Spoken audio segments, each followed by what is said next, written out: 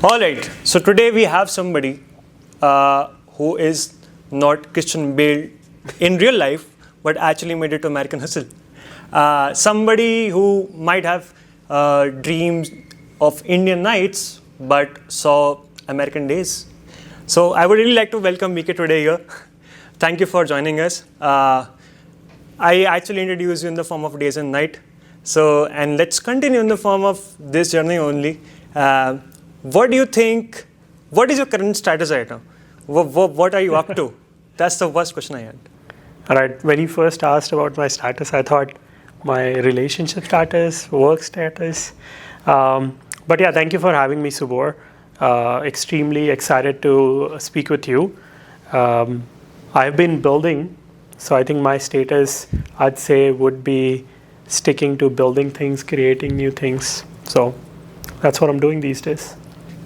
So let's go a step back.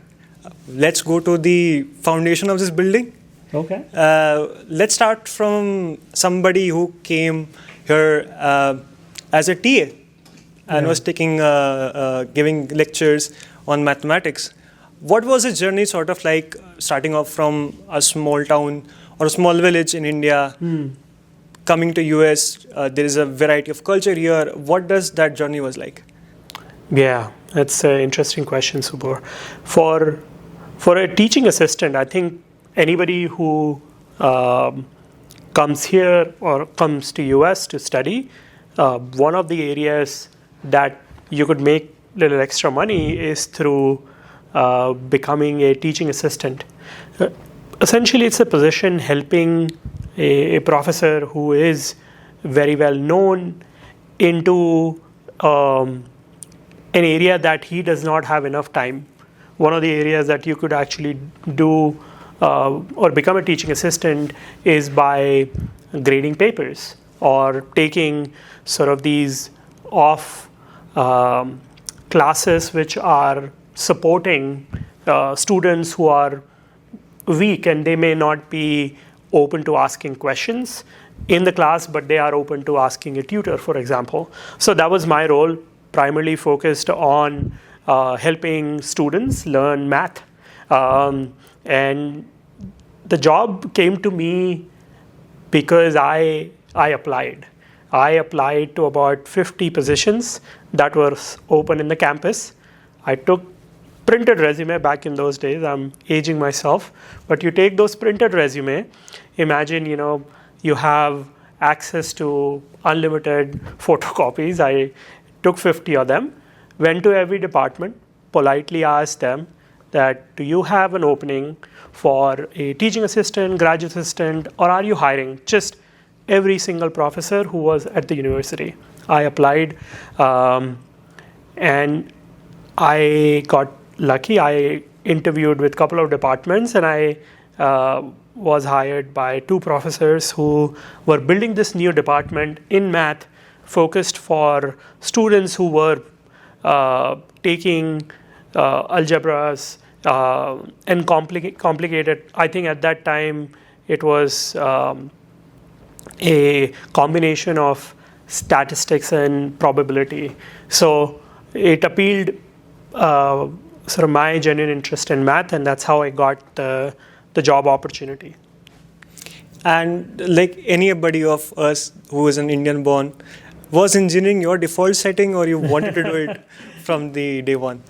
Yeah, growing up, I loved reading books and I wanted to become a librarian first. So that was my, like whenever a teacher would ask you, right, you would like stand up and then you tell, hey, what would you like to become? And I was like librarian because I thought that was an easy job, something that I could do. And then later on, I thought, okay, well, librarians aren't paid enough. So I need to find a job that could get to sort of the next best thing. Then I thought, okay, teacher. I could become a teacher because I loved, again, books. That also, as I was growing up, I think those answers changed as I understood, there was this whole thing called money. And I copy pasted from like people who were before me thought, okay, he's becoming an engineer, and I think I was probably the 9th or 10th person being asked, and so engineering was something that came to me as a default option, honestly, and I don't think, and I don't consider myself truly an engineer. All right. So let's talk about something that you actually mentioned. Books. I know you're fond of reading books, and this is a new age area where still people rely more on visualizing content. They talk about Instagram reels. For you, you have been reading a lot of books, you consume a lot of content. Do you think that section still have a kind of audience, or is that platform being catered enough? You're talking about platform like books? Books in general. I believe so. I think as we have seen all of 2024, we're recording this in end of 2024. So generative AI has taken over a lot of what we consume these days. And one thing that I believe an author, when they write a book, they are putting their thoughts together. And writing is hard, right? As somebody who has written things, writing a page is hard. Imagine writing, let alone 600, 800, 900 pages. I think we as a society should respect the fact that people who create written content are incredibly hardworking in what they do. But they have to do a good job in being relevant as well. They cannot just expect to be respected because on their laurels of putting 600 pages in front of you. So as an author, as someone who consumes book, my journey starts from really understanding who the author is, what the subject matter is, and as they have written, are there any really meaningful content that they have produced other ways as well. Like a lot of the authors these days are first time they've already have success in different formats. And the books come in secondary or tertiary. One of the authors that I've enjoyed over the year is Michael Lewis, who have written like a lot of phenomenal books that became to movies, like Moneyball is one of them, Liar's Poker. So they have to now adjust to different format. Like Michael Lewis has a podcast, right? So you have these unique perspective of content that would be created in addition to what you write. So I think that's important. That's something that you have to look into. And my journey is no different than what you would do, right? Once you read a book, you want to actually potentially look at what are other additional content out there, right, to complete the journey. So I would say the future of as you write books is you maybe write a blog post or a LinkedIn post, and then eventually evolve into short media content as well. And coming back to the same question, if you have to write an autobiography, I know it's a tough task, but if you have to write one, what title would you want it to be? So not a biography, and it's an interesting question, Subbu. So you're saying I would have to write a book which would not be a biography, and I can write about anything. Yeah, Cool. Mainly your personal experiences. Mm-hmm. Yeah, I'm not gonna try to be like how to reach Mars, which I have not done. I think there are a few things that are very close to me. I feel I have a little bit of subject matter expertise. One of them is sort of this hustle you mentioned early on, right? I think I believe in being able to adapt quickly to the sort of the different conditions.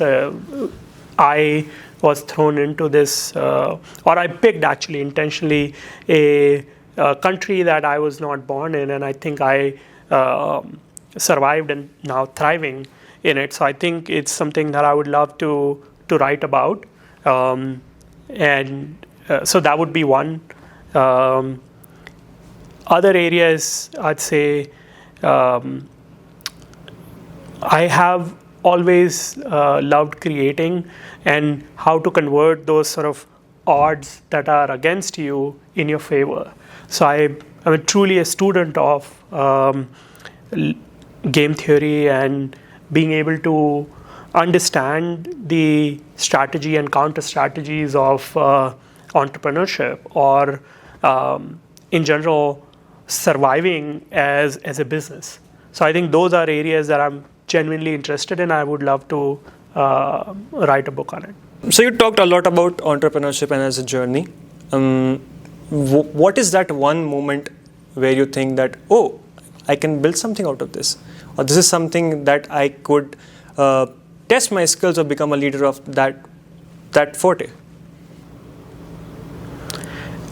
I think entrepreneurship is a result, but what you do as an input is you have a lot of sleepless nights and this creative process that you go within, right? So for me, it was a lot of frustration with the current system that I was part of, and a pure joy of being able to do something on your own, right? So it's a lonely journey for me as an entrepreneur. I'm a solo entrepreneur. So when I was starting out, I shared ideas with a lot of people around me, and it was frustrating because I was not able to relate to them and they were not able to relate to me. So to answer your question, Subbu, it is a journey that you take, which is conflicting thoughts and a lot of radical ideas that do not align with other people. So I think as an entrepreneur, the qualities that other people see are very different than the qualities that you have internally. And to me, a lot of us have those qualities of becoming an entrepreneur, and how you become an entrepreneur is a different topic altogether. But you have the qualities, you have these inherent qualities or things that you care about a lot more than others. So it could be, let's say, your interest of gardening, that would be more prominent, or you care, let's say, about building things out of your hand. You could be an artist, right? All of those, in my opinion, are entrepreneurs, but the manifestation comes in different ways, right? So you could be creating something, let's say this video, or this, you may write something.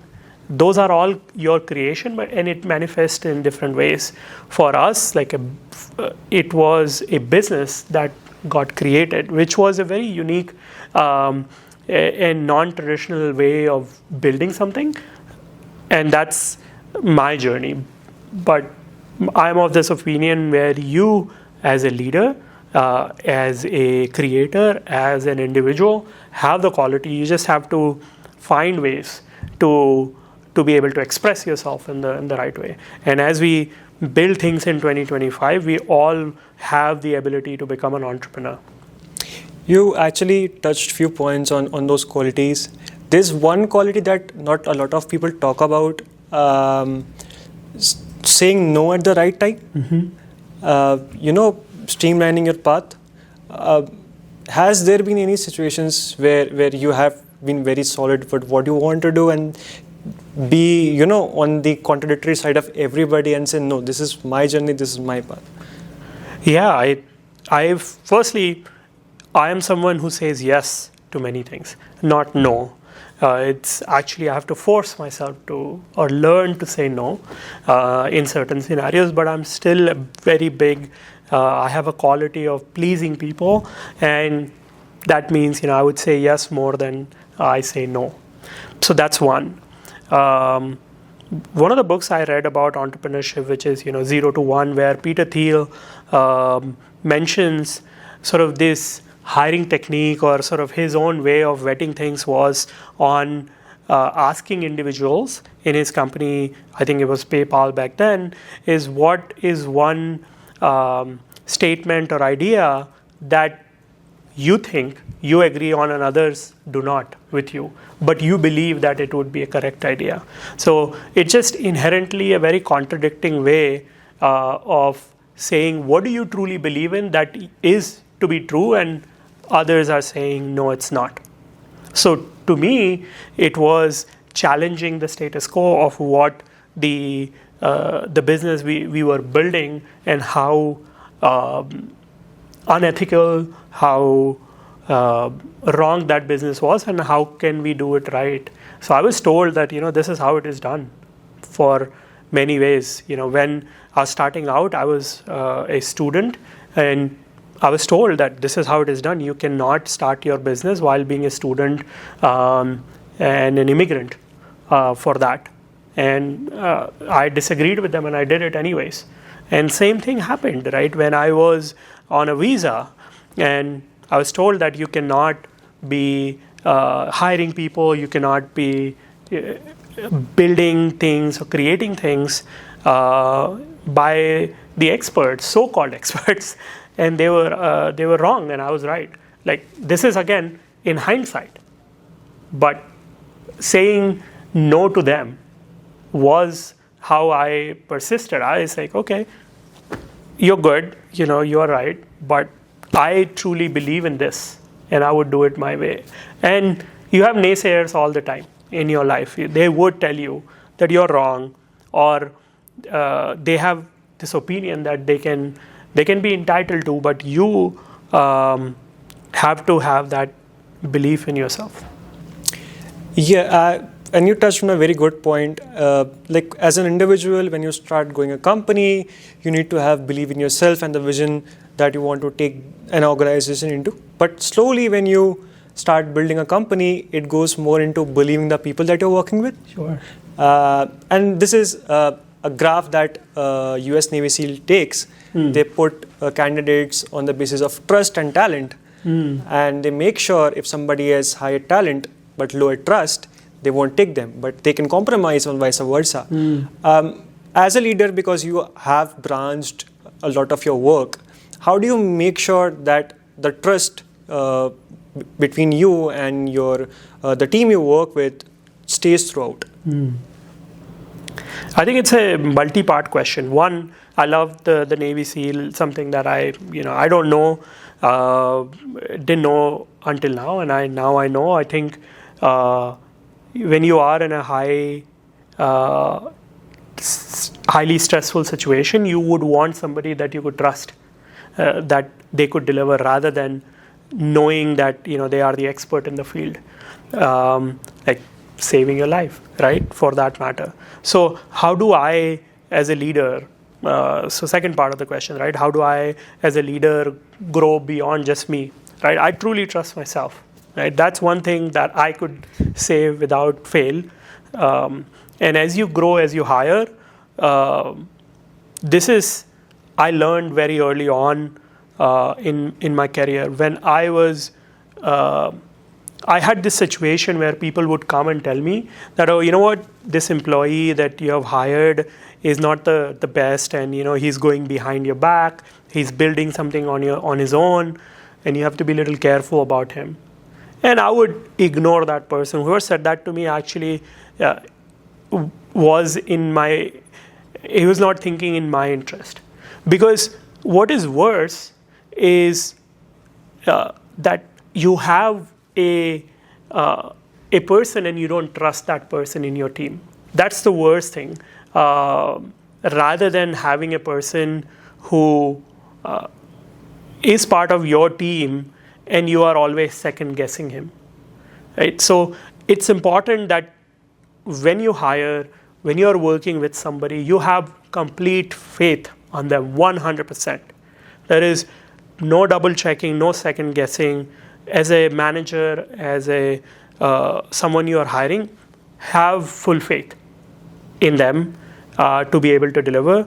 And until they fail you, you continue to trust them. And that helps you sleep better. That helps you grow because you have given them all the information. You have given them keys to your kingdom. If they fail, it's your failure too. If they succeed, it's your success too. So why not do it rather than always second guessing or not trusting the person? So I think when you are vulnerable, when you know that you don't have everything perfect and you know who you are, you immediately build and have trust with others. You create that trust because you have shown them that you are human too. You can make mistakes too. And if I can make mistake, and if my team members can make mistakes, so does anybody else. And there is no reason for them to not trust you, and vice versa. And if we talk in the same context only, if we talk at a business level, making mistakes makes you learn things, but it comes with a price every time. And you talked about second guessing. And once you come from kind of a background where you always have the second guesses on dishes you eat, what's made at home, let's go out and eat something like that. Were you kind of a person who is still that you only have that one direction to go, that's all in for you, or maybe you have kind of a second guess or a backup plan for each and everything? Yeah. No, I was always all in. I'm still very big into being able to believe in myself, believe in the team that I'm working with, believe in what we are creating, and take all the risk necessary. I think one of my strengths is my ability to take risk. A lot of people fail at doing that at a fundamental level. So that's one. And then how do you know what things you can take risk on? And it truly comes from one, knowing that yes, it's okay to fail, it's okay to make mistakes, and it's okay to identify how we could get up from that mistake that has been made. You can always pivot, you can always improve, but you do it together. You do it in a complete transparent environment. As you go from like one employee to two employee and so on, there is always going to have this factor. How do you believe in someone else doing the job? How do you create an environment where you have this team? And it's about giving them freedom. It's about giving your team that believe in themselves, that this person is going to go to war with me till the end. And when they see it, that I have the freedom to create, I have the freedom to fail, I have freedom to pivot, I have freedom to make mistakes and own it, I think that's an environment where the creative juices come together and you have this a unique entity, which we call a business. So will that be wise to say that you are a good entrepreneur but a bad gambler because you go all in? Yeah, I guess. I think that's a fair observation. I would not claim to be a good gambler. That's not something that I have an area of expertise in. I think it is your business has calculated risk, and you do gamble sometimes, and you do fail. You fall right on your face. And it's the same adrenal, it's the same feeling, but you do it together with a group of people that you call your team, right? So even if you're failing with people that have chosen to work with you, and you have created something far greater than just one. I think when you're gambling, you're sort of gambling alone most of the times. I feel that's the big difference. When you have an amazing team behind you, when you have those agencies that you have given to a team, that is much better than you are. I think you have, even if you fail, I think that is a gamble worth taking because you're doing it together. So if you have to differ between people, let's say somebody, according to you, is a leader who believes that each and everybody should have leadership quality on what they bring to the table, and versus a manager. How do you think these two personalities in an environment are very different from each other? So that I understand your question, you're asking manager versus a leader, right? I think it's a good observation here. I think I'll talk about manager first. It is a title that you give as it's an arbitrary title, in my opinion. Anybody could be a manager, right? For example, if you are managing yourself, you are a manager. So there are certain organizations that believe in, okay, after a certain point in your career, you become a manager, right? And I have been in that situation where I wanted to become a manager because I didn't want to do the job. I was like, okay, if I become the manager, I'm going to get away from this minutiae and I'm going to work on things that I truly want to do. I would have a self-agency, but that it's not true in my job, at least. And so I have to differ to the other question, or sort of the other part, which is the leader, right? Which I believe I am, right? I lead myself, and that's the definition, in my opinion, of a leader, right? So I lead in a disciplined way. I lead in direction that I believe is right, and I create opportunities for people around me to lead. And so for me, that's what a good leader is. It starts with a person of one. You start with yourself, and then there are ways that if people follow you, if you are someone who is good at leading yourself, I think there would be people who would follow you and say, oh, look, this is a person that I believe is I would want to follow. Like, for example, Abraham Lincoln was an amazing leader because he was able to create an environment where he would be able to lead himself in a certain way, and then eventually other people could follow him as a leader. I don't think we call Abraham Lincoln as a manager, right? I think there is a difference, but there are people who do manage, and I think there are, like, for example, there is a football manager, right? I think there is a reason why that job title exists. So, with due respect to what these managers are, I cannot speak on the depth of who they are and what they do, but I can speak on the other part. As you were telling about this whole scenario of leadership and building the team around, does this happen that when you are kind of in sense of ownership to an organization or people look up to you, you are surrounded by kind of yes men? And maybe how do you make sure that that doesn't happen? Because A, you are a leader, you can have a direction, but B, that direction might not be according to the goal that you are thinking of. So how do you make sure that there is not a lot of yes man around you?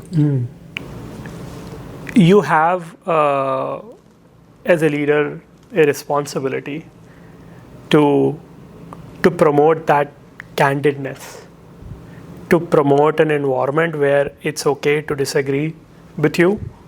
And there is no easy way, because you do feel initially that your ideas are good. But when you go into a room or you go into a meeting knowing that you have to learn, you have to adjust, and you have to understand that there are other people who have ideas that are better than you, you create an environment where there is a friction. As long as that friction is healthy, as long as you have a So an inherent bias towards, or a healthy bias towards accepting that you are, or you in the room do not have the best idea, you can easily have disagreement. You can have people that are not yes man. My trick here is usually I go in last if I am, let's say, posing a question, if I am in an interview, if I am going through a certain decision making. I would always announce saying I'll go in last, and most of the times the decision is made by the time it's your turn. So you're not a yes man, and it's your job again as someone who is a good leader, who is someone who is building a team around you, of finding that diversity of thought, of leadership, of creative agencies that are different than you. So there is this balance that you constantly have to strive for, that I bring this to table, right? This is my specialty, this is my strength. I need to look at where am I weak at and bring those people together and find those people who are okay disagreeing with you. And you have to let them know that, look, I appreciate your advice, I appreciate your thoughts, but you need to push yourself a little bit. So those are some of the ways I have tried avoiding people around me that are yes man, but it's a hard job. It's something that you have to come in with an intention to do it. So if you're working in an environment where the only focus is on to get the job done, like any other service-based company that is not based out of India, that's not based out of US, it's more of getting the job done, doing things on time. But when you talk about working in an US environment, you don't only have to manage talent, but the culture that they also bring on the table. So as a leader, what strategies do you plan generally? Hey, this is a person who comes from a separate kind of culture and background. Or maybe this is something we need to foster more because people from different culture have different ideologies. Right. So there's a very famous TED talk by Daniel Pink, which talks about inherent motivation. And he wrote a book around it as well called Drive. Daniel Pink, I believe he's a lawyer turned sort of this researcher about different ways of how we are motivated. When you bring in individuals from different backgrounds, especially people who have led or built things that are not part of sort of your ethos, it's the incentives are different. Sometimes, for example, you are in a culture believed to have you have to reserve yourself so that the boss would speak and then you would speak later, or sort of you have to. There is an sort of a understated hierarchy which happens in certain culture. It certainly happens in the culture I grew up, where you're okay, he's somebody who is elder to you, you have to give them respect just because of their age or their experience. And in America, I started working very early on, and I noticed the fact that you have this constant expectation of individualism. And it's beautiful because you are, as an individual, given equal amount of agency, equal amount of acceptance as your peer. Age, race, religion doesn't matter. So it's a environment that gets created because the whole country has been built on individualism. Right here, in or in many languages, there is word for respecting people who are elder, right? So different words in different languages spoken, but in America, it's you. That's it. There is no sort of, you can have respected you or whatever, but it's very individualistic. The country as a whole is built with these different 50 states. They come together.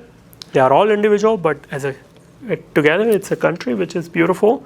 And that's sometimes is what you have to mimic when you are building teams in countries that you are going to operate in. So we have a lot of sort of borrowed values from both the countries to be able to create an environment, to be able to create a way of life, essentially, to operate. So the ethos of how we operate is definitely triggered where you operate, but it should not be limited, right? There is a lot of methodologies, like from Japan, that gets imported, like Kaizen gets imported, because you have this belief in certain system, right? Ikigai has been popular because it's gotten much beyond the country where it got originated from. So we have qualities that we like to import, and we should export. And as you talked about these qualities, about how these different cultures have these qualities, and getting the best of the world is important.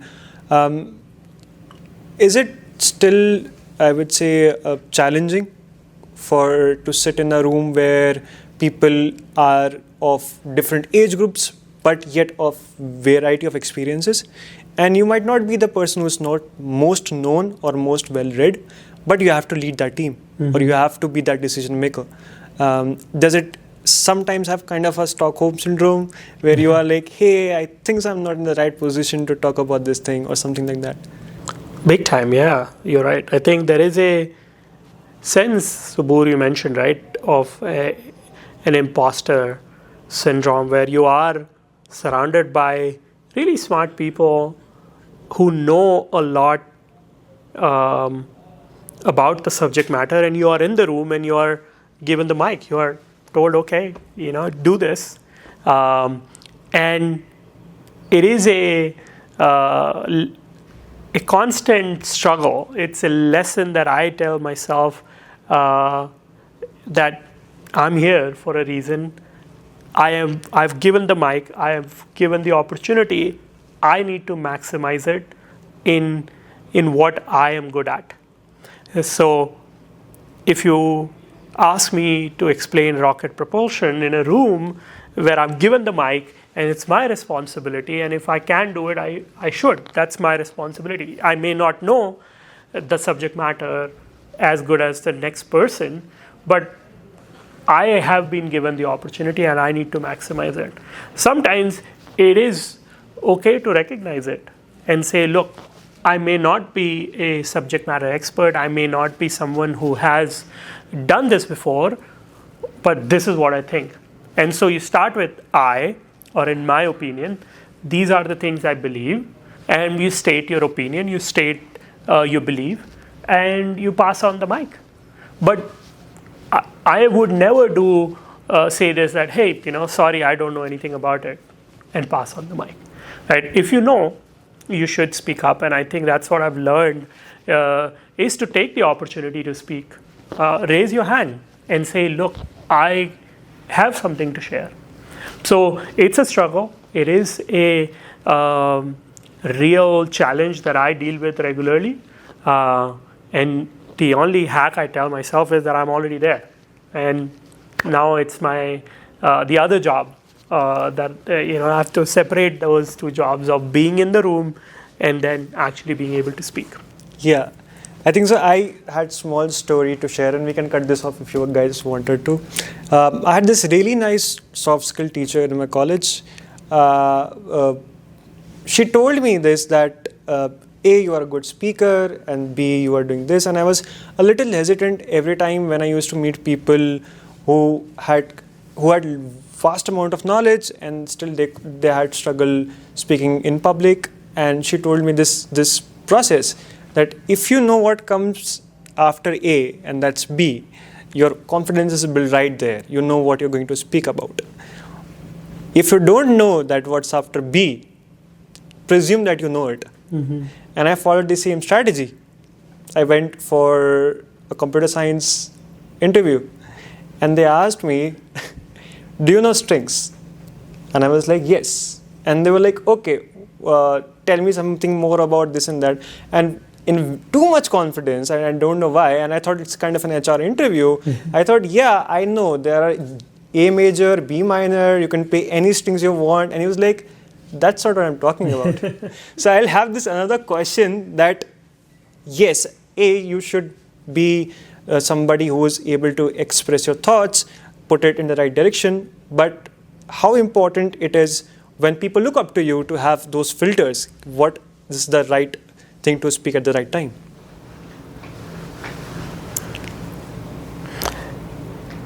It's a process that you develop to hold yourself to that level of accountability on what you truly believe is right. So in the answer that you gave, you were right, you knew it. And I think if others disagree and they say, look, you know what, I love Subur and he said it, and that's why I want to follow it, it is their choice, right? I do not hold myself to that unrealistic expectation. I have a very strict requirement with myself.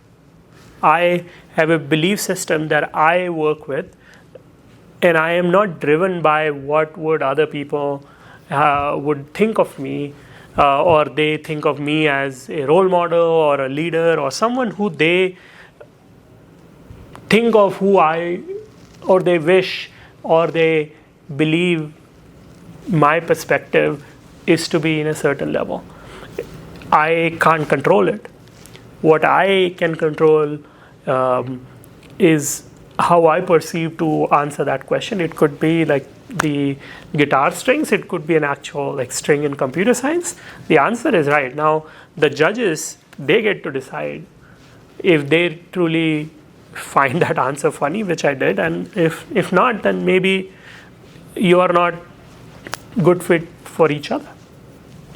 And I saw this on your blog post that a sense of it's in US culture, and the follow-up question would be, how do you make sure that you imply it practically, that in US or in the culture of United States, it's more of they are people who are not in denial. They value everybody's opinion, and they value what anyone has to say. But in situations when you have a timeline or a time frame to a certain work, you cannot value everybody's input, because again, you have a business to run. There are deadlines. So has there to be a dynamic shift between making a decision or having that strategy of sometimes being in denial to just save the time, and then sometimes having value for each and everyone opinions and thoughts? You're right. I think in a way you have to, it's a tricky balance to keep when to seek external opinion, especially let's say if it's a client or a stakeholder that you truly need to keep in confidence. It's important to take the opinion. It's important to have that sense of collaboration. In certain cultures, like especially a culture where you are creating or incentivizing collaboration, it's important, where you are taking approvals. It's very bureaucratic, it's very democratic. You are constantly surrounded by people who are like, okay, let me see it, let me review it, let me say yes to it. So there is this whole sense of agile sort of development where you create a metrics of we call it like RACI or RACI metrics, where you know who's responsible, who's accountable, who's consulted, who's informed. And that's a traditional way of running things in an agile environment. I believe it's a good framework to stick to if you are going to work in a highly collaborative environment. But as a leader, you have to give that confidence and the agencies to people or team around you that can take decisions without consulting you, without informing you, without sort of educating you all the time, because you have that trust, you have that belief. Because imagine if you have 30, 40, 50 stakeholders combining together and making a decision that's not something that you need to spend your time on, or you don't need to be part of that meeting, you can actually skip it. So it's liberating. It gives you that freedom, not just to the person who is going to take that permission, but to you as well. Right? That, okay, I've given this responsibility, let's say, to Subor, and he will get it done. I don't need to cross-check his work because I have faith in him, trust him. As I saw that you were part of TD Bank, how does that culture look like, and what are sort of your takeaways from there? Yeah, traditionally a bank has a lot of stakeholders that you need to inform, consult, etc. And it was challenging for me. I had to sort of revamp a lot of what my belief systems were. So it's hard to do in an environment that's so regulated. It's it's unlike a startup, right? You have a large duty, and sometimes in many ways fiduciary duty to people that are going to face consequences, the decision that you make. So I had to regulate myself in a certain way and understand what are some of those criteria that are important to a bank's core operating system. Once I was clear, I knew what sort of the framework I'm working with, and I adjusted myself. It was a tough adjustment. I wasn't good at it, but I adjusted and I continued to persist in that environment. It was just that you have to adapt to the field that you are playing in. And I think so. I would just fast forward to some other questions that I hope the viewers want to know. Once you are in a process of building an organization, you have a vision, you have people you trust, there is a sense of capitalism also involved. Mm-hmm. It brings money, it brings the kind of, that power that you can take decision. So in 2024, December, guys noted, is it still about money? Yeah, I think it is. It is a big driving factor. Capitalism exists for a reason, because you have certain incentives created for different stakeholders in an organization. So if you are a venture capitalist, or if you are a bank, if you are an early employee in the company, if you are a founder, if you are building something, you have to think about money as a factor in the equation. It's not the best way to build a business around just money, but it is a factor. What are other factors that collaborate to the equation that you call an organization? You need to understand it.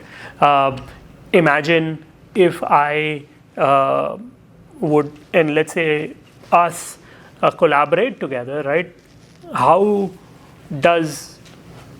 What is your motivation here, right? So as a leader, I need to truly understand what is important to you.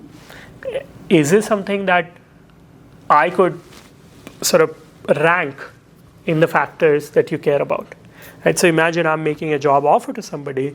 Where does the money come in? If I'm raising money, how do I treat different investors. Am I looking at investor A versus investor B based on their dry powder? That's a factor. Or am I looking at their reputation or their ability to connect me with other potential customers, employees, etc.? So it is a factor in the equation, a strong one. We are, as a society, gauge the ability to build with money, with capital. So it's important. If has there been any situations where the other factors that were contributing to any business or any vision, you said, hey, let's keep the economics factors back, let's focus on something that's really important here, maybe doing some R&D, building some stuff, or something like that? Yeah, about 6 years ago, I watched a TV series called West Wing. It's my favorite TV series. And the West Wing talks about the US White House and the part the core president's team plays in essentially running the country. And so the West Wing is where the press and the chief of staff of the president and the team sits together. And after finishing the series, I was like, I need to have a chief of staff for myself. I am indeed the president of the company. I have a lot of responsibility, and I love to find a chief of staff for myself. So that was 6 years ago. And I had gone through various iterations of finding that chief of staff, finding that one person that I could work with and partner with in such a way that in the show, they show how they partner. And then there were a lot of school of thoughts on how the chief of staff operates. But to me, that was the gold standard. It was on TV, but it was something that I felt that I would like to follow the lead. When I started making the job description 6 years ago, I had certain person in mind and what their qualities would be. But again, mine was based on a TV show. So it was very out there in terms of what the qualities, the attributes, the things that I cared about. Eventually, I gave up on that search. I was like, okay, this is a unicorn I'm hunting. I would not be able to find it. But then we went through a tremendous growth in the 2021 and beyond. And so I came to this sort of juncture again that I do need a chief of staff. And it started with obviously those factors you mentioned, right? I think the money, the capitalism, but I think what other factors I could highlight in the job description that would attract the right talent. And so I started writing them down. And I believe the whole job description, I think there was a factor about money, but it was more about what the person would do while working with me and while working as a chief of staff. And so to which I found amazing people around me and people who were interested. And I think that was, Subor, in my opinion, changed how I looked at a lot of job description, because for a lot of the hiring, it was like, okay, you go to a good school or you go to a good company and you get the candidates from them potentially. But with this, I had to rewrite the whole canvas in such a way that would cater not just the capitalism or the money part, but what are other factors. And I think that's just one example of how I discovered sort of what it truly takes to be able to identify the person and potentially, other than money, what are the attributes that you could create that would attract that person. So people see this as a shiny image of settled in US and that big American dream. But what's the dark side of it that nobody talks about, the raw side? I think when you are looking at someone at a certain position, that I could look from my position to yours and yours to mine. I think you're looking at almost a person in that instance. And that's why, they say never meet your heroes because they disappoint you. And I think you have to truly look at what are the people in their journey like to the point where they uh, got to where they are. So when you look at that person at that particular instance, they may have gone through a journey that's often not advertised. So, or you've sh- given almost a glory road of where what the highs of their life they have gone through.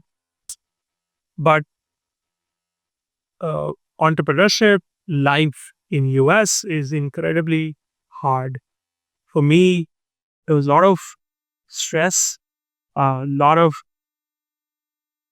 going through things that not everybody is able to adapt to quickly. Like one thing that like, growing up in a very small town, I had no exposure of how things are in US. What are some of those cultural norms that I had to adjust? I had to face that discrimination. I had to face that level of insecurity I went through constantly of uh, building or rebuilding. One incident I remember, Sabur, it was when I initially came to the country. I sort of, to save money, lived with people, lived in a terrible situation, which with people that were not the best. They were all like, students like me. They were all struggling.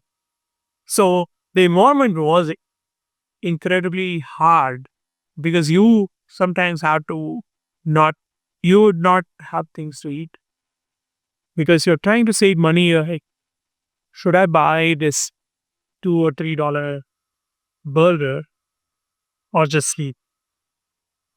Right. So I have this feeling like you are, imagine you're in an airport, you're running around, you didn't get opportunity to eat, and you look at the menu and that price is almost twice than regular cafe that you go, and then sort of it hurts me to order um from that menu. It could be a McDonald's menu. It'll hurt me. It's a pain that I suffer. I don't think a lot of people, hopefully they don't, but it's a challenge to me where even though I've made a lot of money, it's hard for me to spend that because I feel, oh, I'm worked hard. I don't think I should be. So that's a problem. That's an area of challenge I have personally. Um, my relationship with money is not healthy, and I think a lot of people who come to US um, on loan and they have tough relationship with money. It's it's hard because you're in India. I never worked. I was given things that I wanted. My parents worked hard, and I came to US and equation tips where you have to fend for yourself. So it's sad, it's lonely, and it, you don't have that support system that you grew up around. So, and I actually catch that word, your relationship with money. Uh, can we have a little more thoughts on relationship with your honey? Maybe talk about how do you manage your personal life and being a entrepreneur. You still have 24 hours, but you don't get a lot of time to spend with your loved ones. How do you manage that? Or maybe how do you struggle? Yeah, I do struggle with that. I am firstly very lucky to find somebody that I love and they love me back. I think it's important to have that feeling of being loved. And to people who are young and in the journey of finding their uh, someone who they love, I think it's a tremendously rewarding experience to fail at love, to be able to try, because you can't be so guarded to not try. When I got into the relationship, or for the first few relationship, I was like, okay, I am willing to experiment, and I most likely would fail, but I would try. And it is a uh, process that you all go through when you are loving somebody, on understanding what do you truly love. It's hard because initially you have those hormones and you have those feelings that take over, but after a while it will settle down, and you don't need a reason to love them on a continuous basis. You just you don't run out of those reasons. And i- investing in good relationships, or people who love you and you love them back, is incredibly rewarding, because the moment you find love, it's precious, it's a good feeling, and you fight for your love, uh, you give love and you get love. And sometimes we have to continue to give love until you get love. So there is a process for me that I've had understood, um, through a lot of failures in love, was to be not be completely smitten by uh, how the person looks, or how they are in their first go or their first meeting. Uh, and that infatuation boils down to those few moments that fleet away very quickly. So, how do you truly continue to love that person? And uh, you can write multiple books on it. We can define like that, and I don't think I came to be one, but I can write really books on the person I love. So for me, it's about that feeling that I have extracted in so many ways, so many spectrum, so many multiverses of um those person that I have lived. I would want to go back to be with that person. So as long as it's true and we both love and we both share that feeling, uh, it's a good feeling with my honey. So uh, it's a work in progress. You fight for your love. You continue to fight. Uh, it's not like, okay, you are married, you're in relationship, and it's things fall in place. No, you have to continue to persist and fight. Right here is the entrepreneurship in where it's how is it? I don't think this entrepreneurship has anything to do with love, but it's about that, yeah, journey, for sure. I think that relationship that you are going to be part of, it needs to be that fulfilling. At that station, uh, is whether it's just pursuit of being loved and loving. And I had another question following up to that. So now you're a father of two cats. And so, what habits more? Be lured by those two cats, or be lured as a partner events? Yeah. Firstly, uh, even though I became father of those two cats, um, my uh, my journey of loving them and them loving back is a continuous process, and I think it's a balance that you have to drive. Right? I think the answer to that question is that I do. It hurts both equally, in many ways, but sometimes the proportions are different based on who I'm with. And it's because you are surrounded by most of the time with people who work with you, and it's all about work, the next process, the next cycle, and about tomorrow. And once all that is done and you go back home because you are in a constant conversation of the same things, how would you just certainly click at switch off and you are at home? The person who needs to talk about daily chores rather than discussion about other person. Yeah, it's hard. It's not a immediate process. I love my work. That's why I'm doing it every day. Um, and I am fortunate to be surrounded by people who understand this. So, sure, you're right. There is a switch that you have to have. And I think it's that switch in my mind that, okay, today I'm going to relax. I'm going to read a book, watch a TV series, and walk in the park.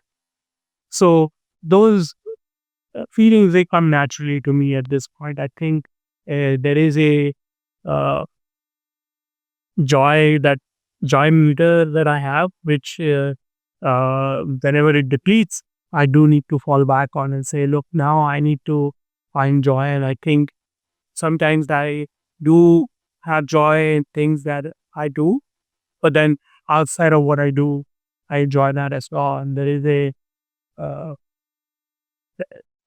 I do have that inherent feeling, which is hard for me to verbalize it here, but I'd say a, a clear distinction is absent in my life. And it's always this mixture of something that I would, it's hard for me to distinguish, unfortunately.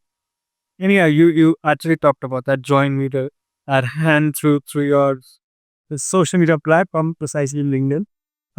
We saw that you went for skiing. Yeah. How did that came up? Like, was it planned or was it just a random thought? Yeah, I mean, it's a annual tradition that I have. I enjoy skiing and I appreciated the feeling of being out there with friends and people I trust and people I know.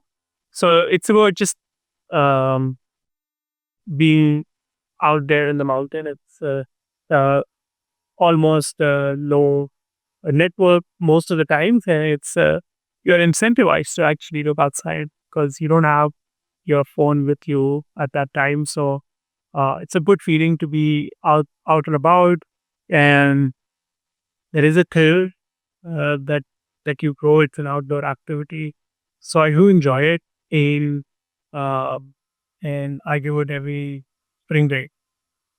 And when she talk about enjoyment, precisely, and people have their own ways of enjoy. Um, if you have to put two three actions or maybe places or maybe situations where you say, hey, this is the time that I enjoy. These are things that I do. One is skiing, and what other do you like to do? So I have picked up golf, so I enjoy. Again, it's outdoor activity. I do like golf, cycling. It's a rush.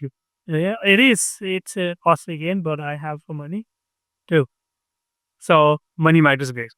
So when, yeah, I think cycling, which is mostly free. So you can see, doesn't have to be. Uh, I enjoy video games. I don't play them anymore. I watch people play it, so I'll do that. Um, uh, been gotten into fitness, so I enjoy that as well.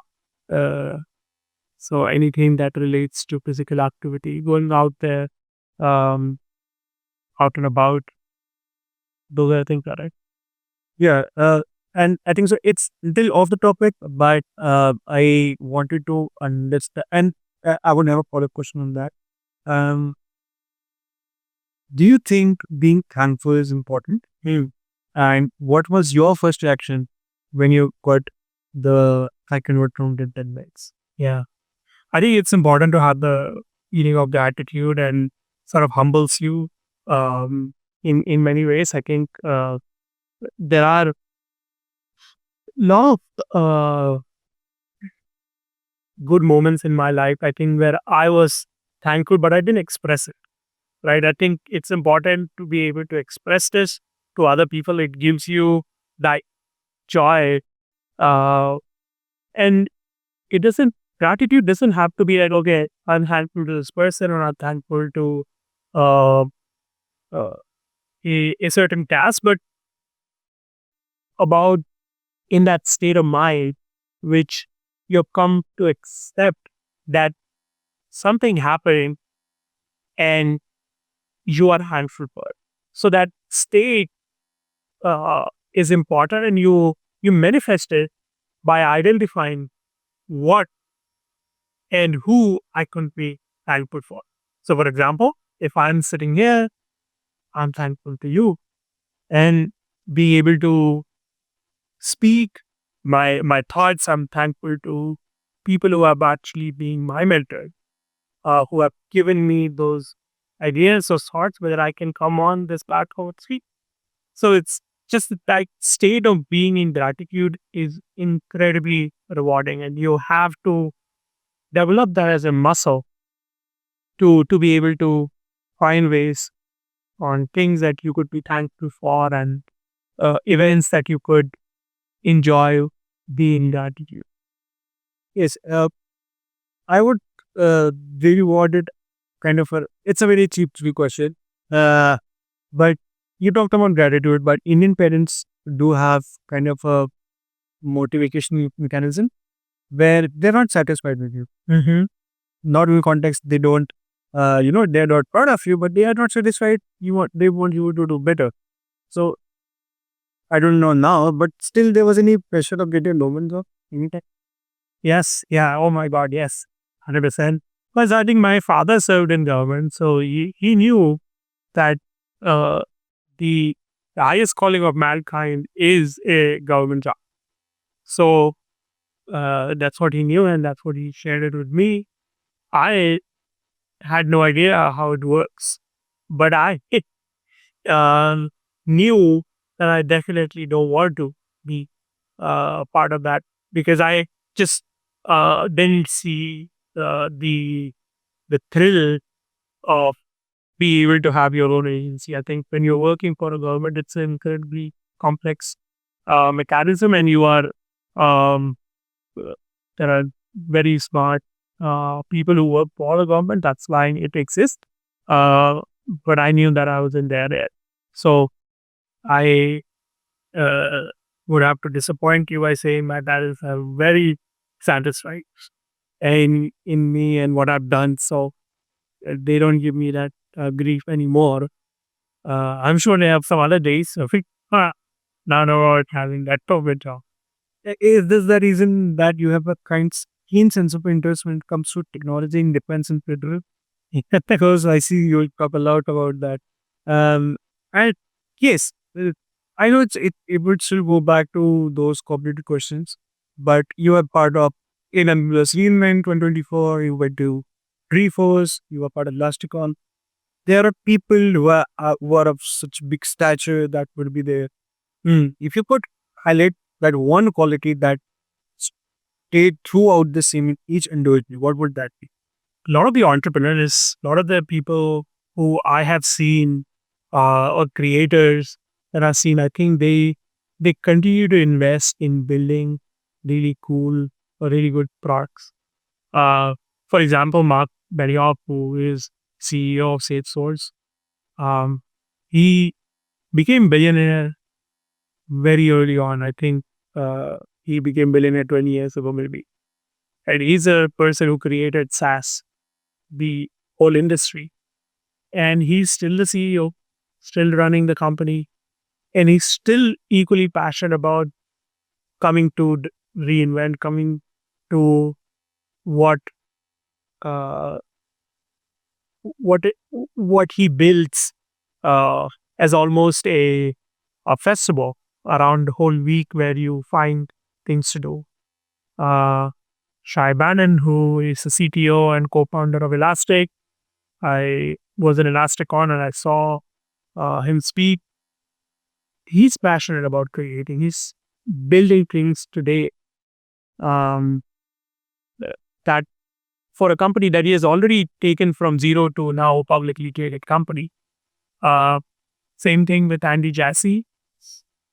He created AWS and he is now the CEO of the entire company, Amazon.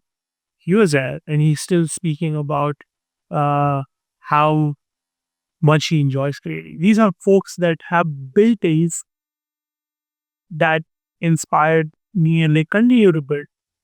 So I have a lot of respect for entrepreneurs or creators and builders who continue to build on a regular basis. But if you take example and you observe it clearly, each and every business that has become this enterprise level work environment or is global, they had sense of monopoly. I would say they targeted a niche and it started working up. But today there are creators that want to work in the same domain or same field that is already in picture. So you think starting off something that doesn't come under that wrap of being monopolistic in nature isn't that important? It's very important to be pursuing monopoly, right? The US economy is built around the fact that legally you cannot be a monopoly, but there are incentives in place to continue to do better. And you have the sort of the state uh, where you have to balance and counterbalance from different competition, right? So how do you as a team do better than your competition? Right now, becoming a monopoly is a result, right? Because you've done good and you're always better than your competition. But how do you stay relevant? How do you stay ahead of your competition? That is what is being promoted here. So I would like to do that. I would want to be better than my competition and it starts by knowing who I am and what I do, what my company does, and how I can do better. And then there would be competition always, and hopefully we continue to beat them. Yes, there is throughout your journey or anybody's journey, there is a sense of graphs that goes up, but there is a time when God and the nature says it's time to slow down. Uh, I had a really I kind of a maybe depressing question with you. Um, Different people would have different perspective about you, people you work with, the personal life, your peers. But if you have to write two sentences on your tombstone, that this is who BK was, or this is the perception I want people to have, what would that be? Yeah, I give you two words. Those two words are he tried. I think so. From that, we can wrap up this conversation with BK, and we'll make sure that he keeps trying, so that we get the money that so we can keep trying. And with that, it's a wrap up. Thank you for having been here today and leading your entrepreneurs. Thank you for inviting me to Knowshow.